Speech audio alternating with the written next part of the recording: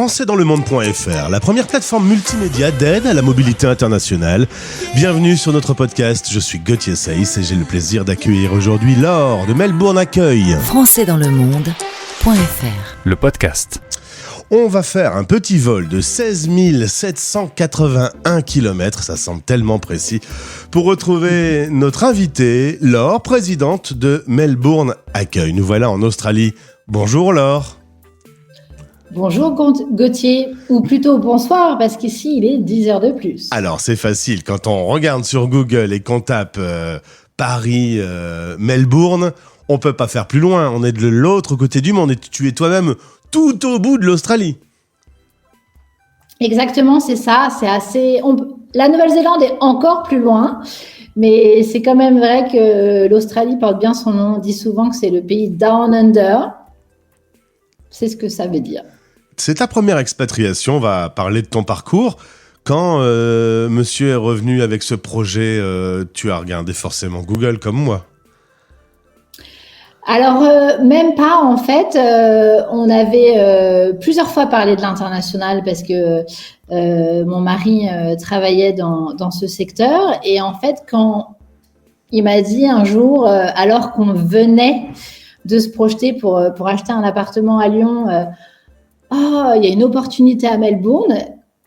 Je lui ai dit, vas-y, appelle, parce qu'en fait, ça cochait quand même beaucoup de cases qu'on avait vues ensemble. Un pays anglophone qui est toujours une expérience vraiment bien, je trouve, dans le monde d'aujourd'hui et pour les enfants.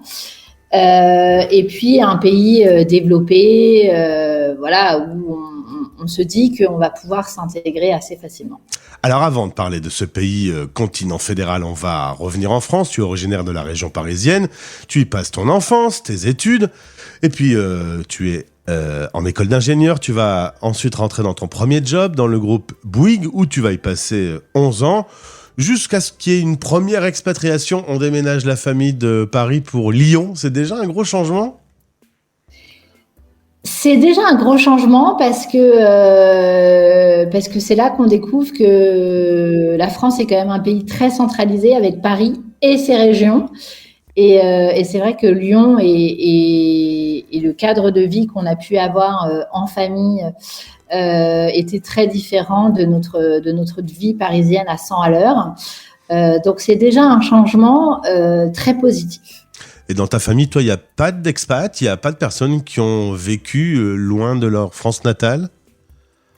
Alors, pas de gens proches, en tous les cas, qui ont pu partager cette expérience. J'ai ma petite sœur qui était déjà à Dubaï et qui avait fait préalablement son stage aux États-Unis. Donc, elle n'a jamais travaillé en France et elle a toujours eu l'occasion d'être dans un pays à l'étranger. En été 2020, on parle de ce projet, vous avez une petite année de travail, mais on se souvient que dans cette période, c'est aussi la pandémie et qu'en Australie, on rigole pas avec ce sujet, les frontières sont fermées. Ce qui a ralenti un peu la procédure pour vous y installer ? Ça a ralenti effectivement, Gauthier, le temps que la décision se fasse. Et donc, on a su qu'on partait à Noël 2020, donc le temps qu'on prenne les billets, etc. On est arrivé en Australie en mars 2021 à Perth, donc à l'autre bout de l'Australie, à quasiment 4 heures de vol de Melbourne, puisque l'aéroport international était fermé. Et donc, on a dû passer notre quatorzaine, Covid oblige, à Perth, et ça a été nos premiers jours à l'hôtel, confinés pendant 14 jours.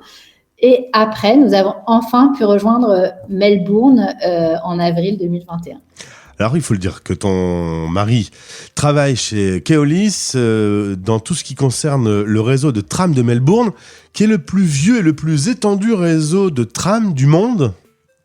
Exactement. Aussi insolite que ça puisse paraître, c'est surtout qu'on a la chance d'avoir ce réseau qui existe encore, alors que, voilà, par exemple, à Sydney, ils ont pris la décision il y a plusieurs années maintenant de le supprimer et de s'appuyer sur d'autres modes de transport pour développer la ville. Donc, c'est assez unique. 25 000 Français à peu près enregistrés sur la ville de Melbourne et son agglomération, français ou francophones plus largement. Tu es la présidente de Melbourne Accueil. Un mot sur l'association. T'as tout le temps travaillé, là tu te retrouves conjoint accompagnateur, t'avais un peu de temps, il fallait que tu t'occupes. Exactement. Il fallait que je m'occupe. Déjà, dans mon parcours, quand j'ai bougé à Lyon, mes anciens collègues parisiens me disaient que j'allais m'ennuyer. Alors, l'Australie, j'ai eu la même réflexion de mes collègues lyonnais. Mais que vas-tu faire ? Voilà, donc je me suis engagée dans le bénévolat. Melbourne Accueil, c'est une association qui dépend du réseau de la FIAF et qui accueille les Français qui viennent s'installer sur Melbourne et qui aussi fédère les francophones et francophiles qui sont déjà sur Melbourne. Donc, on a une 60aine de familles au sein de l'association qui sont essentiellement des familles qui sont venues dans le cadre d'expatriation. Et donc, c'est toujours des membres qui se renouvellent au gré des départs et des arrivées. Ce qui est assez sympa et ce qui fait aussi la difficulté de ce type d'association parce qu'il faut toujours fédérer des membres très engagés pour pouvoir faire vivre l'association. Alors quand je t'ai demandé de me parler de Melbourne, tu m'as un peu surpris puisque tu m'as dit en fait ça ressemble pas mal à la Bretagne. C'est incroyable comme comparaison. Exactement, mais c'est assez, ça représente bien l'idée en tous les cas du climat qu'on peut avoir dans le Victoria. Donc, on a l'habitude, même en été, de toujours avoir un parapluie avec nous parce qu'on peut vraiment avoir les 4 saisons en une journée avec une amplitude de température de plus de 10 degrés. Ce qui fait son charme et parfois quand même en hiver, nous trouvons ça un peu long. Et nous attendons avec impatience l'été. Après, tu m'as dit, honnêtement, il y a tellement de personnes d'immigration venant du monde entier. On est dans une ville qui est même presque quasi européenne, un peu dans son ambiance. Exactement. C'est vrai, je trouve qu'il est assez facile de s'intégrer à Melbourne. C'est assez proche de ce qu'on peut connaître des grandes métropoles européennes. Avec son exotisme parce qu'on est au bord de la mer, donc c'est vrai que c'est très agréable. Il y a des palmiers, voilà, c'est vraiment facile de s'intégrer. C'est très cosmopolite et les Australiens ont l'habitude finalement de cet accueil. Faut pas oublier que l'Australie c'est une terre d'immigration et c'est un flux continu de gens qui arrivent. Donc ils sont habitués, que ça soit aux différents accents anglais que l'on peut avoir, à notre niveau d'anglais, parfois un peu hétérogène d'une personne à l'autre, et ils sont extrêmement bienveillants et chaleureux. Et alors, côté multiculturel, la grande différence que tu as pu constater, c'est un rythme plus détendu de vie au quotidien. On profite plus ? Je pense qu'ils sont plus dans l'instant présent. Effectivement, les Australiens, voilà, c'est un pays qui est beaucoup plus jeune que le nôtre.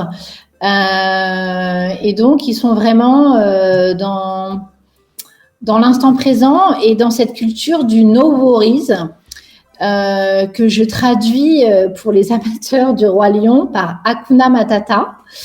C'est vraiment la culture du « vous en faites pas, tout va bien ». Ça va bien se passer.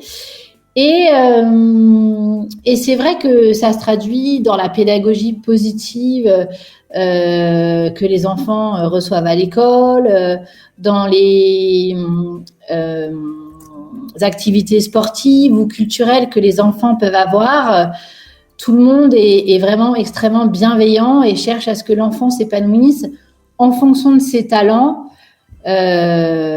Et chacun a sa chance. Et les Français sont plutôt installés en termes de quartier sur la partie bord de mer. Quels sont un peu les quartiers où on va retrouver les Français ? Je suppose autour des écoles, souvent. Voilà, autour des écoles. Donc, à Melbourne, on a effectivement des structures primaires et collèges qui peuvent accueillir la communauté francophone.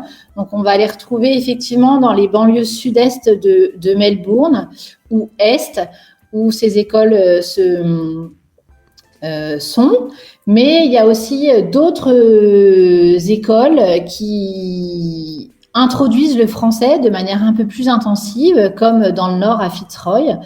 Donc voilà, il y a un choix assez large pour la communauté francophone qui veut venir s'installer. Mais c'est vrai que d'habiter au bord de la mer, que ça soit à pied ou à 5-10 minutes en voiture, c'est quand même extrêmement agréable.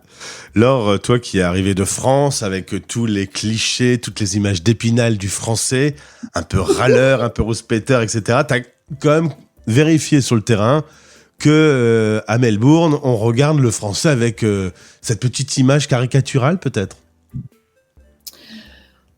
Oui, disons que je ne sais pas si on le regarde comme ça, mais c'est souvent la réflexion entre francophones qu'on peut se faire, c'est que en comparaison de cet optimisme éternel qu'ont les Australiens, en tous les cas, ce qu'ils affichent, ça ne veut pas dire que dans l'intimité ou leur vie privée, ils peuvent être un peu plus comme nous, mais en tous les cas, dans ce qu'ils affichent au quotidien, dans la rue, c'est extrêmement optimiste et positif, et c'est vrai que ça interpelle par rapport à notre comportement, même en voiture. Je trouve que moi qui ai grandi et travaillé à Paris pendant tant d'années, c'est vrai que je les trouve très lents en voiture par exemple, mais en même temps on n'entend pas ou très peu de coups de klaxon. Donc voilà, c'est vrai que c'est